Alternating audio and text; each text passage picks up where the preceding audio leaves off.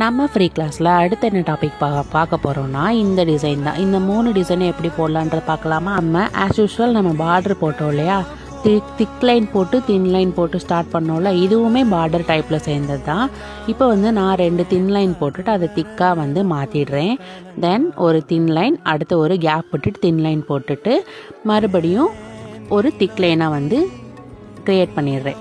இப்போ இந்த சென்டர் போர்ஷனில் இருக்கிறத ஸ்கொயர் ஷேப்பில் ஈவனாக டிவைட் பண்ணிவிட்டு அவுட்டர் போர்ஷனை மறுபடியும் திக் பண்ண போகிறோம். இப்போ நான் சொல்கிற இந்த டிசைனுக்கு கண்டிப்பாக இந்த மெத்தட் யூஸ் பண்ணணும். இப்படி பண்ணால் தான் நமக்கு உள்ளே இருக்கிற டிசைன் நீட்டாக தெரியும். ஓகேவா? இப்போ என்ன பண்ணுறோன்னா, ஒவ்வொரு ஸ்கொயர்லேயுமே கார்னர் இருக்குல்ல, அந்த கார்னர்லேருந்து குட்டி குட்டி லைனாக நம்ம போட போகிறோம். இப்படி தான் இருக்கும் இந்த டிசைன். நெக்ஸ்ட் என்ன பண்ணுறோன்னா, சென்டரில் ஒரு டாட் வச்சு ஃபினிஷ் பண்ண போகிறோம்.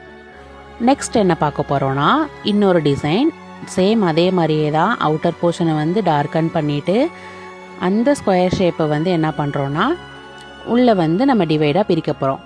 மேலே பார்த்தது ஒரு டைப்னா இது ஒரு டைப்பு. இப்போ மேலே கார்னரில் நம்ம பிரித்தோம் இல்லையா, ஆனால் இதுக்கு சென்டர் போர்ஷனில் பிரிக்க போகிறோம், ஒரு லைனுக்கு சென்டராக. இப்போ பாருங்கள், இந்த ஃப்ளவர் ஷேப் நமக்கு கிடச்சிருச்சு. இதெல்லாம் ஈஸியான மெத்தட் தான். இதை ஃபாலோ பண்ணி நீங்களும் போடுங்க. சென்டரில் டாட் வைக்கிறோம். தேர்டு ஸ்வஸ்டிக் டிசைன் சொல்லுவோம்ல, அந்த டிசைன் சேம் அதே ப்ரொசீஜர் தான் ஃபாலோ பண்ணிவிட்டு மேலே என்ன பண்ணோன்னா, செகண்டுக்கு சென்டரில் பிரித்தோம்ல, இதுக்கு 3/4 லைனில் பிரிக்கணும். எப்படி பிரிக்கணுன்றதை வீடியோவில் பாருங்கள். இப்போ 3/4னா ஒரு லைனில் 3/4. இப்போ நான் காமிக்கிற மாதிரி பண்ணிங்கன்னா உங்களுக்கு ஈஸியாக ஸ்வஸ்டிக் டிசைன் கிடச்சிரும். இப்போ நான் போட்டையில் லைனு இந்த மாதிரி ஈவனாக இருந்தால் மட்டும்தான் நமக்கு சேம் டிசைன்ஸ் கிடைக்கும்.